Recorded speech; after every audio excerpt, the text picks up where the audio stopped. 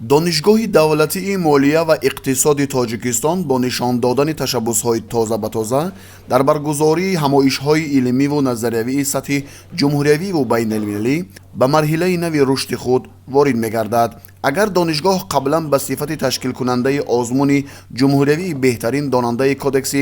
андози ҷумҳурии тоҷикистон миёни донишҷӯёни муассисаҳои таҳсилоти олии касбӣ эътироф гардида буд, инак бо таъсиси олимпиадаи ҷумҳуриявии маърифат ва амнияти молиявӣ озмуни мазкурро дар таърихи мавҷудияташ ба номи худ сабт кард. санаи 4 декабри соли 2025 бо ташаббуси муштараки раёсати донишгоҳи давлатии молия ва иқтисоди тоҷикистон, бонки миллии тоҷикистон ва корхонаи воҳиди давлатии бонки амонатгузории ҷумҳурии тоҷикистон амонатбонк дар кишварамон бори аввал олимпиадаи ҷумҳуриявии маърифат ва амнияти молиявӣ ба кори худ оғоз намуд, ки ҳадафаш баландбардоштани сатҳи дониш, рушди тафаккури илмӣ ва бедор намудани завқи зеҳнӣ, пайдо кардани қобилияти тадқиқотии донишҷӯён аз тамоми муассисаҳои таҳсилоти олии мамлакат мебошад.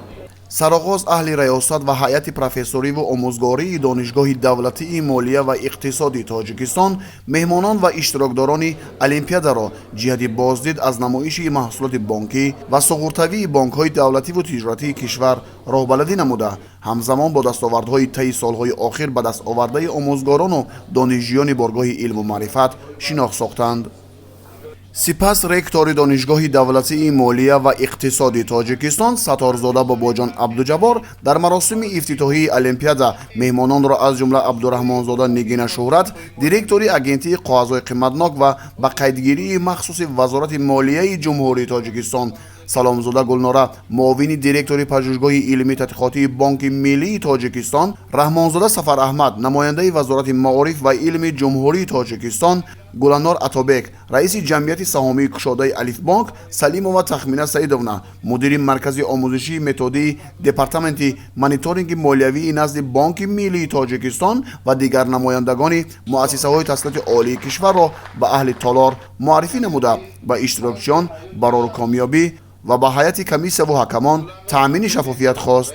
бобоҷон Саторзода дар идомаи суҳбат афзуд, ки олимпиадаи ҷумҳуриявии маърифат ва амнияти молиявӣ бо мақсади таҳкими заминаҳои иҷрои фармони президенти ҷумҳурии тоҷикистон дар бораи тадбирҳои вусъат додани ҳисоббаробаркунии ғайринақдӣ, стратегияи миллии фарогирии молиявии ҷумҳурии тоҷикистон барои солҳои 2022-2026, инчунин баландбардоштани маърифати иттилоотӣ, молиявӣ ва ҳуқуқии донишҷӯёну магистрантон, дарёфти ҷавонони боистеъдод, ҳавасмандгардонии фаъолияти эҷодӣ, таълимиву омӯзишӣ ва илмию тадқиқотии онҳо дар соҳаи бехатарии молиявӣ, муқовимат бо қонунгардонии даромадҳои бо роҳи ҷиноят ба дастоварда ва маблағгузории терроризм бахшида ба рӯзи кормандони мақомоти молия роҳандозӣ шудааст.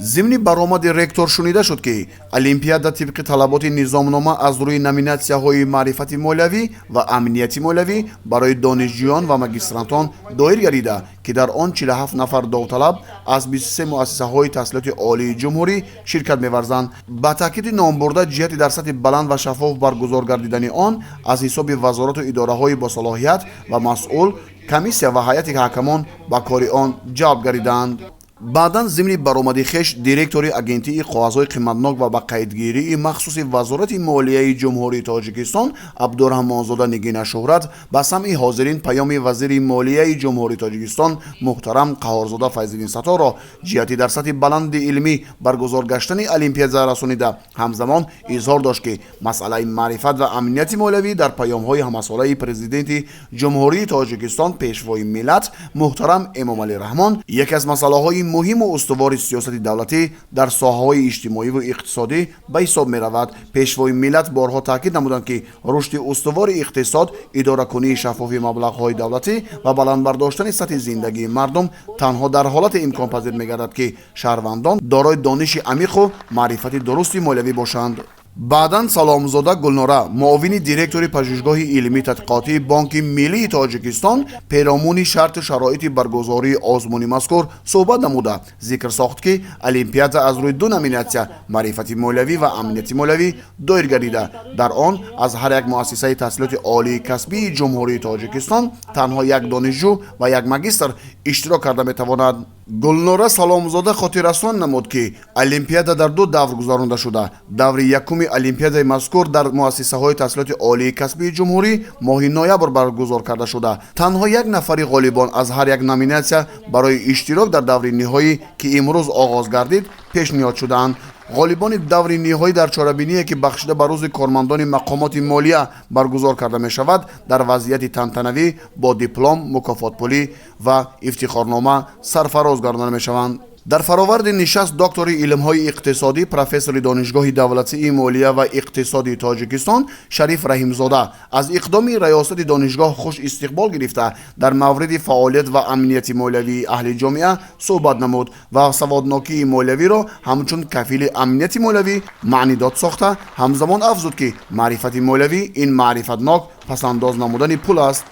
зимнан баъди маросими ифтитоҳи олимпиада тибқи нақшаи тартибдодашуда довталабони олимпиада ба гурӯҳҳо тақсим шуда ба онҳо семинарҳои илмӣ, мастерклассҳо, маҳфилҳои маърифатӣ, дурахши илм ва навоварон гузаронда шуд. олимпиадаи ҷумҳуриявии маърифат ва амнияти молиявӣ фардо низ идома меёбад.